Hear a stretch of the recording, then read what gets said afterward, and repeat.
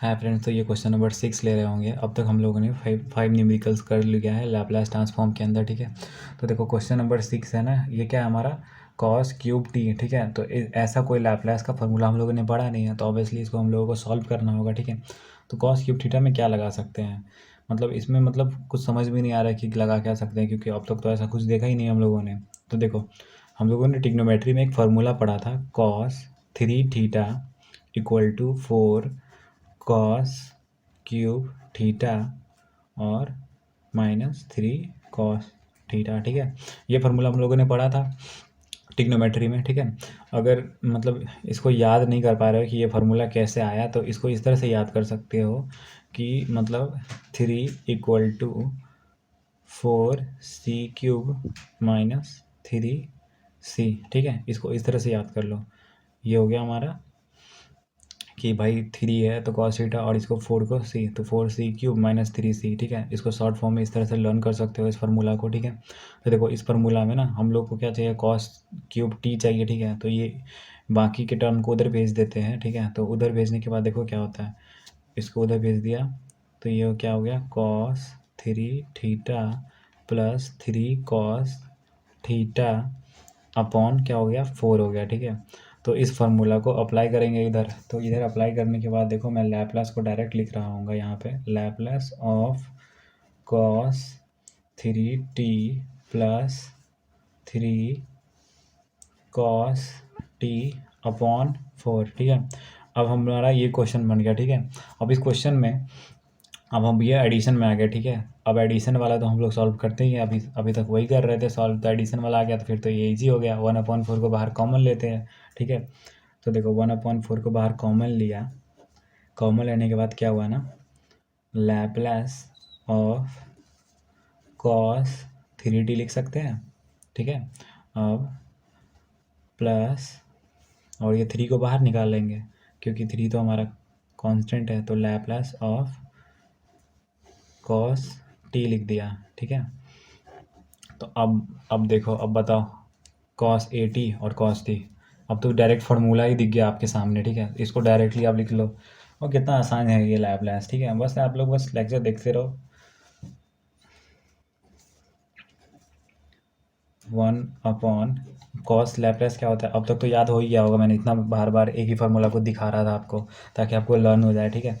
तो ये देखो, अब s कॉस के लिए ऊपर में s होता है तो s लिख दिया, और अपॉन नीचे s² होता है तो ये लिख दिया, और प्लस a² होता है, a यहाँ पे क्या है 3 है, तो 3 का स्क्वायर क्या हो जाएगा, 9 हो जाएगा, ठीक है। तो इसको डाल दिया ब्रैकेट में, और ये हो गया प्लस, और क्या है ना, इसको फिर अंदर मल्टीप्लाई कर रहे थे 4 को, इसको अंदर डाल दिया वापस, ठीक है। अभी दूसरे टर्म को भी 4 अंदर कर देंगे तो क्या हो जाएगा, 3/4 हो जाएगा। और जो लैपलेस ऑफ कॉस टी है ना, लैपलेस ऑफ कॉस टी जब निकालेंगे तो ये क्या होगा, हमारा कॉस के ऊपर में s आता है तो s लिख दिया, और अपॉन में फिर s² और प्लस a² आता है, तो a क्या है यहाँ पे 1 है, तो 1 का स्क्वायर क्या होगा, 1 हो जाएगा, ठीक है। तो ये डायरेक्टली हमारा लैपलेस का आंसर हो गया, ठीक है। अब इसके बाद हम लोग दूसरा क्वेश्चन सॉल्व करेंगे इसी का, ठीक है।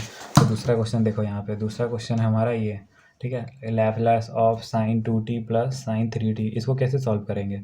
तो देखो इसको सॉल्व करने के लिए अब तक तो आपको समझ में आ ही गया होगा कि भाई ट्रिग्नोमेट्री लगा रहा है बंदा, तो ठीक है। तो ट्रिग्नोमेट्री में देखो साइन ए और साइन बी दिख रहा होगा आपको, अब साइन ए और साइन बी का फॉर्मूला क्या होगा, ठीक है। देखो पता है आप लोग को, याद तो नहीं होगा, अभी तो गूगल कर लोगे, एग्जाम में नहीं कर पाओगे तो याद तो करना ही पड़ेगा।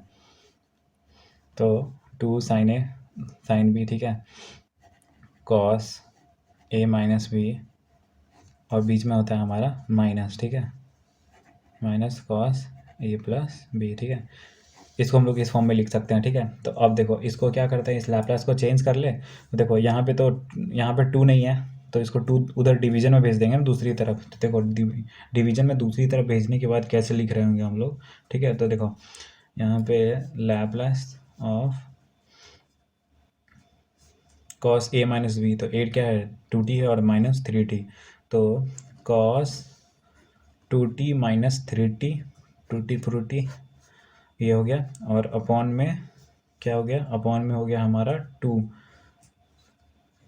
और ये minus cos A plus B, मतलब 2t प्लस 3t, तो इसका 2t फ्रूटी कर दें हम लोग, तो ये हो गया कॉस 2t प्लस 3t, ठीक है। अब ये करने के बाद हम लोग इसको सॉल्व करेंगे। तो पहले देखो ये कांस्टेंट है तो इसको बाहर निकाल दिया, तो भाई तो बाहर आ गया, इसको 1/2, ठीक है। ये लैप्लास के बाहर आ गया 1/2।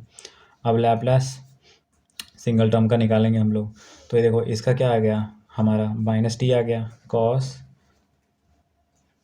-t, ठीक है। और इसका क्या आ गया 5t, तो cos 5t, ठीक है। लिख दिया इसको। अब क्या करते हैं, देखो cos के अंदर माइनस कोई मतलब का ही नहीं है, देखो क्योंकि cos माइनस थीटा जो होता है ना वो cos थीटा ही होता है। तो माइनस लिखो प्लस लिखो कोई फ़र्क नहीं पड़ता है, तो इसको cos -t को सीधा cos t लिख देते हैं, ठीक है। तो पहले तो 1/2 को बाहर रखते हैं और फिर लैप्लास ऑफ cos t करते हैं, फिर minus Laplace of cos 5t करते हैं, ठीक है। ये करने के बाद अब क्या करेंगे cos t और इसका। अब cos में क्या होता है, cos में तो मेरे को जैसे याद आ रहा है कि अपर वाला जो पार्ट होता है ना, cos में क्या आता है हमारा s आता है, और साइन वाले में ऊपर में a आता है। तो cos है तो ऊपर में s लिख दो और नीचे में s square plus a square. a क्या है यहाँ पे 1 है तो 1 लिख दिया, 1 का स्क्वायर, ठीक है। और इसको अंदर 1/2 को मल्टीप्लाई करते हैं तो ये 1/2 इंटू दिस हो गया। अब इसके बाद क्या होगा, इसके बाद -1/2। अब cos में है तो ऊपर में s आएगा और नीचे में s square plus a square. a क्या है हमारा 5 है ना, तो 5 का स्क्वायर कितना आ गया 25 आ गया। इसको लिख दिया। अब ये हो गया हमारा आंसर, सिंपल, ठीक है।